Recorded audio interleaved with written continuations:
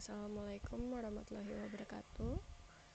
Perkenalkan, nama saya Alia Dityaningrum dengan NIM 0489909997. Saya dari Prodi Statistika. Di video kali ini saya akan menjelaskan mengenai tugas 2 untuk mata kuliah struktur data. Oke, kita langsung saja ke nomor 1, yaitu implementasi metode LIFO menggunakan minimal 8 data integer, lalu tampilkan proses push dan potnya serta isi stack sebelum dan sesudah. Oke, sebelumnya saya jelaskan dulu bahwa stack ini merupakan struktur data yang mengikuti prinsip LIFO, yaitu last in first out, itu dimana data terakhir yang masuk akan menjadi data yang pertama kali keluar. Oke, sebelumnya saya sudah menuliskan kode-kodenya untuk di tugas 1 ini. Nah, akan saya jelaskan untuk perintah pada baris kode di sini. Yang pertama itu ada import Java-util stack. Ini merupakan untuk mengimport library Java, yaitu untuk menyediakan struktur data stack. Lalu yang kedua ini ada public class, yaitu ada public static void. Nah, di sini ada stack integer, stack new stack. Nah, ini adalah untuk mendeklarasikan objek stack yang baru dan terkhusus berupa data integer. Lalu selanjutnya ada int data input, di mana ini kita membuat array yang berisikan 8 nilai integer seperti yang diminta pada soal. Nah, input data ini secara manual diketiknya. Lalu selanjutnya ada for int data -2 data input. Nah, ini adalah untuk perulangan for atau looping for. Ini dimana saat perulangan ini dilaksanakan, yaitu memasukkan setiap elemen array yang sudah kita tentukan di sini, yaitu ke dalam stack menggunakan fungsi push. Nih, stack push data. Ya, lalu selanjutnya ada nih di sini. Ini kan sistem outprint ln ini adalah untuk mencetak ya. Nah, namun di sini ada yang namanya stack pick. Nah, stack pick ini adalah digunakan untuk melihat data yang berada di posisi paling atas atau yang paling akhir masuk tanpa menghapus data tersebut. Jadi untuk melihat nilai yang baru masuk saja. Lalu selanjutnya ada ini int data dihapus 1 sama dengan stack pop. Nah, ini adalah untuk menghapus dan mengambil data yang berada di posisi paling akhir stack gitu. Karena pada data di sini yang kita masukkan adalah 91.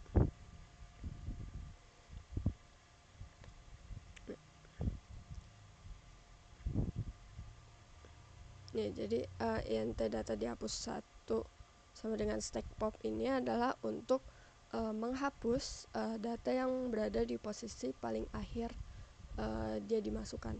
Nah, pada kasusnya di sini kan ada 91, 56, 34 dan seterusnya jika dari belakang. Nah, maka ketika ini dijalankan, maka data dari 91, 56 dan ke belakang dan ke depannya itu dia akan menghapus secara berurutan seperti itu. Mungkin bisa saya jalankan saja programnya untuk dilihat.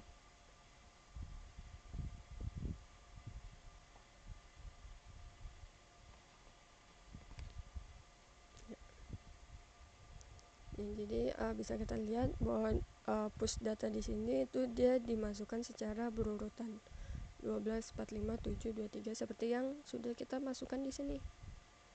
Nah, lalu sampai 91.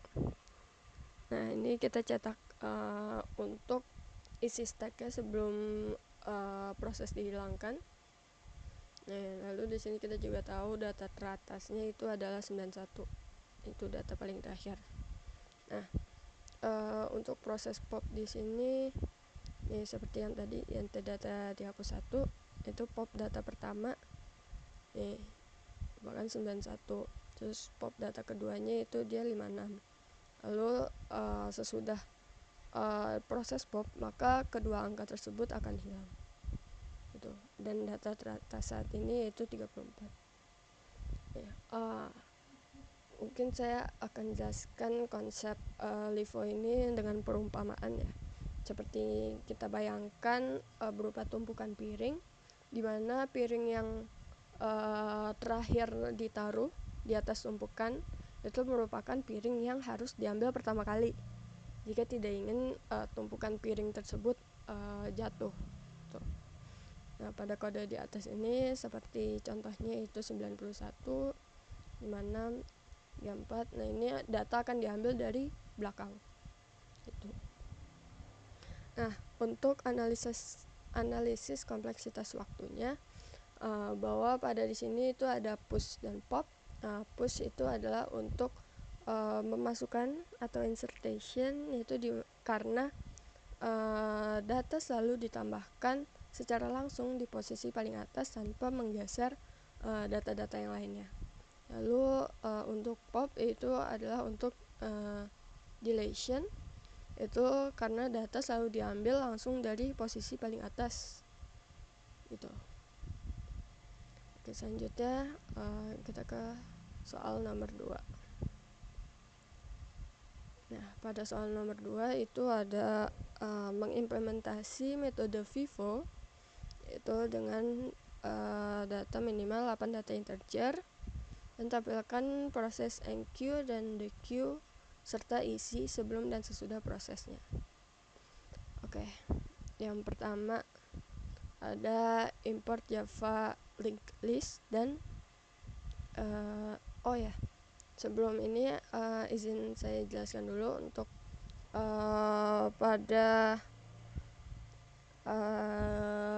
implementasi queue ini itu dia merupakan struktur data yang mengikuti prinsip FIFO, yaitu dimana data yang pertama kali masuk akan menjadi data yang pertama kali keluar gitu.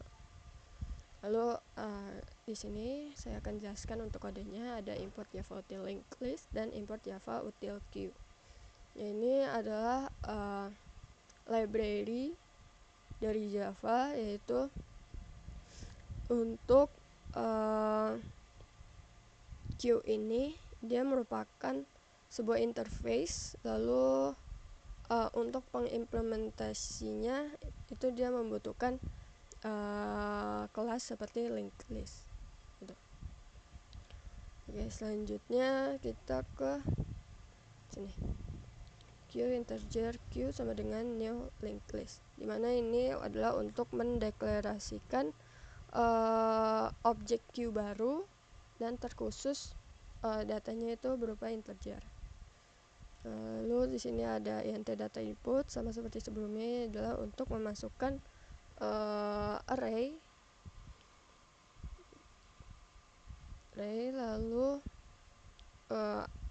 data-datanya akan disimpan gitu. Lalu selanjutnya ada for int data data input. Nah, ini adalah perulangan for, yaitu di sini ada queue add data. Nah, di sini adalah untuk operasi enqueue, yaitu dia dimana untuk memasukkan data nilai ke dalam antrian data nilai 10, 20, 30 secara berurutan.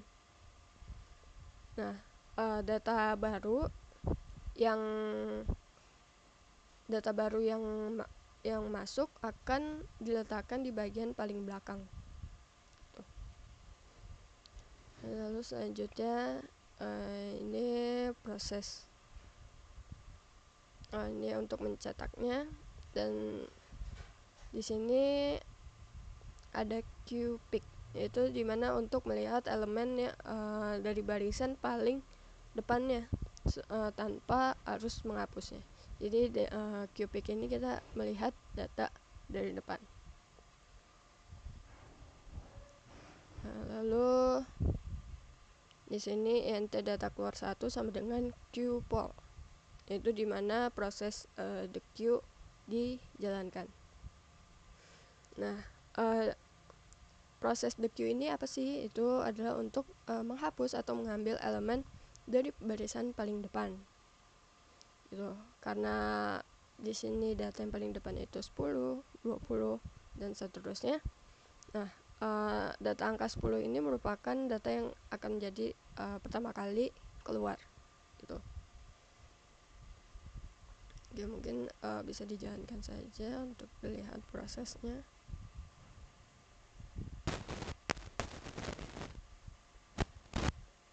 Dan di sini adalah proses isi datanya, yaitu pertama dari 10, 20, 30 dan selanjutnya sehingga 80. Nah, ini kita untuk melihat isi stack datanya itu berurutan sesuai dengan yang terakhir kali isi data nilainya dimasukkan. Nah, lalu kita dapat melihat juga data terdepannya itu 10. Nah, lalu pada proses the queue-nya nih, maka kan ada QPick. QPick itu untuk melihat data paling depannya, yaitu 10. Lalu data keduanya 20.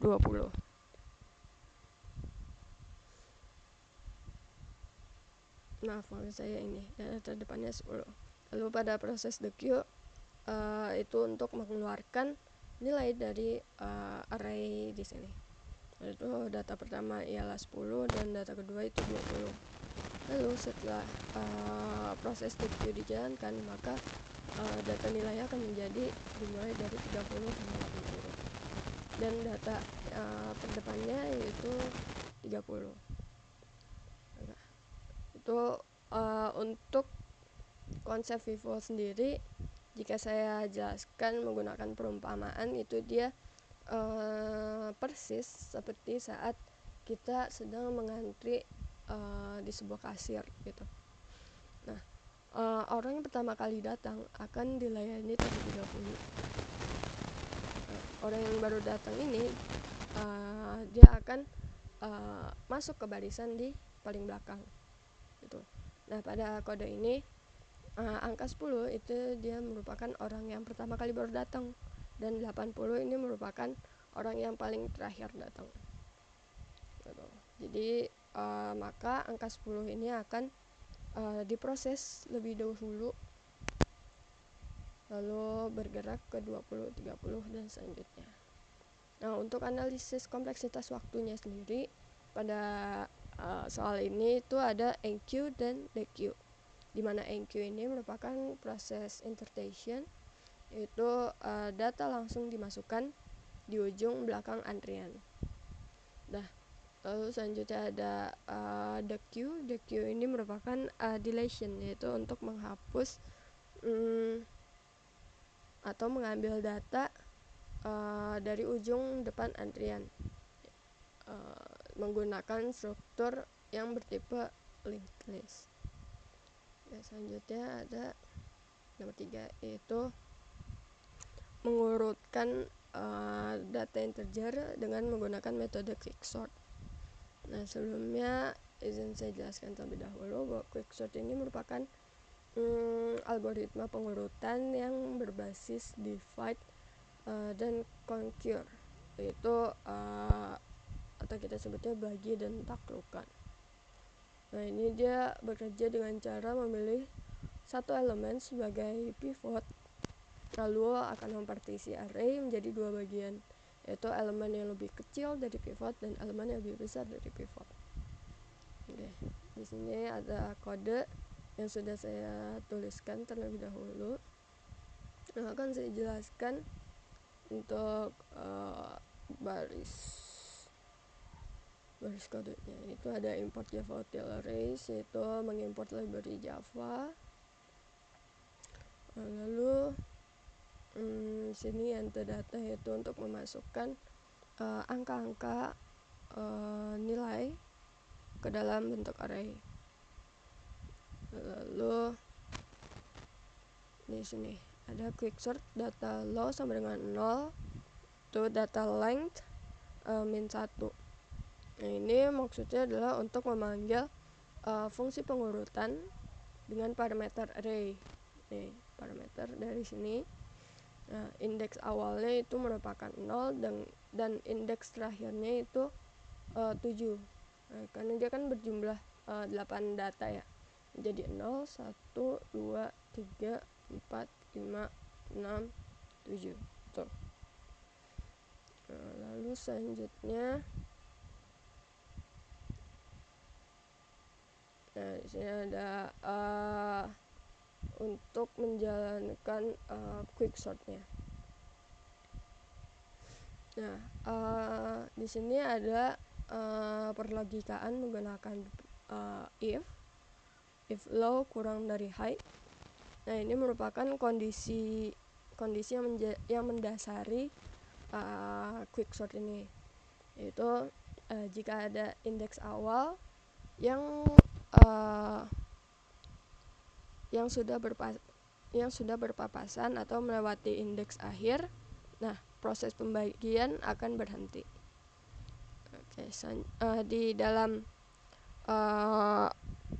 pengkondisian if ini itu ada int pi sama dengan partition array low terus high, dimana ini mengurutkan partisi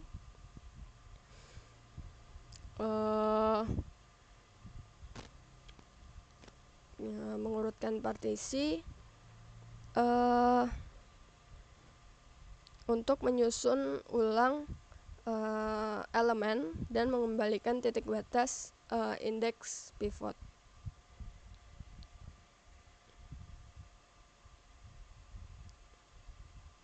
Nah, selanjutnya ada ini int pivot sama dengan array height. Nah, ini merupakan mengurutkan strategi pengurutan elemen yang paling kanan merupakan data yang high itu sebagai pivot acuan. Lalu di sini ada nih for int j sama dengan low, lalu j kurang dari high, lalu ada j plus plus. Nah, ini adalah untuk memeriksa elemen dari kiri ke kanan. So, jika ada angka yang lebih kecil dari pivot, maka angka tersebut akan ditukar posisinya ke sebelah kiri indeks i. Gitu. Cara simpelnya seperti itu. Nah, lalu tadi di atas, nih di sini ada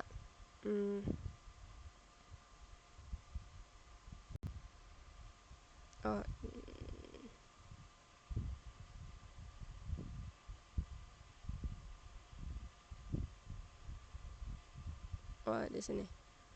Nah, ini adalah untuk penukaran posisinya,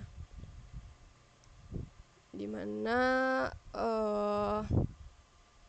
dalam penukaran posisi kedua angka dalam array ini, agar penataan elemennya yang lebih kecil dan lebih besar dari pivot itu tepat posisinya gitu.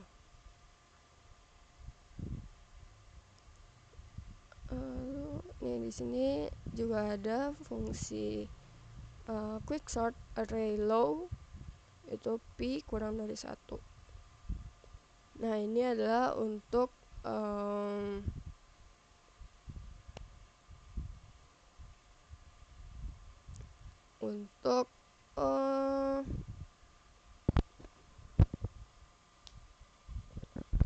pemanggilan rekursif terhadap subarray sisi kiri atau kumpulan angka yang lebih kecil dari pivot. Ya, untuk mengurutkan lah intinya. Nah, ini mungkin bisa dijalankan saja programnya untuk melihat prosesnya. Nah, di sini ada dua yang ditampilkan, yaitu data sebelum diurutkan dan data yang sesudah diurutkan. Dimana data yang sebelum diurutkan itu merupakan data yang kita masukkan, itu masih data mentah. Lalu data yang sesudah diurutkannya itu seperti ini. Nah, di sini bisa kita lihat bahwa data yang sesudah diurutkan yaitu dia merupakan menggunakan urutan yang terkecil berada di sebelah kiri dan menuju ke data paling besar. Gitu. Nah, jika saya jelaskan cara kerja algoritma quicksort itu sendiri, itu cara kerjanya yang pertama itu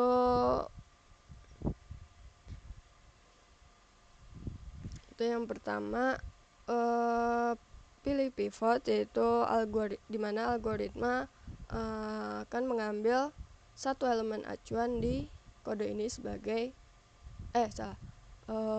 algoritma untuk mengambil satu elemen acuan. Nah, pada kode ini merupakan yang diambil itu elemen yang terakhir.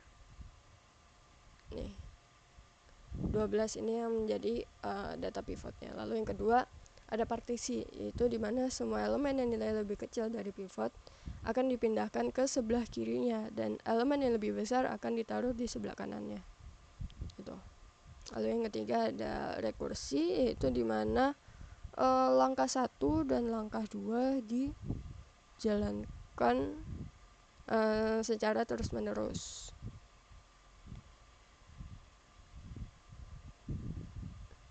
Nah, itu agar subarray bagian kiri dan subarray bagian kanan hingga seluruh array ini selesai dipisahkan secara otomatis dan terurut. Nah, selanjutnya adalah kompleksitas waktunya. Nah, di sini adalah menggunakan rata-rata, yaitu dia memiliki performa sebesar O n log n, yaitu menjadikan salah satu algoritma pengurutan tercepat untuk data dalam jumlah besar. Sekian dari saya, kurang lebihnya mohon maaf. Wassalamualaikum warahmatullahi wabarakatuh.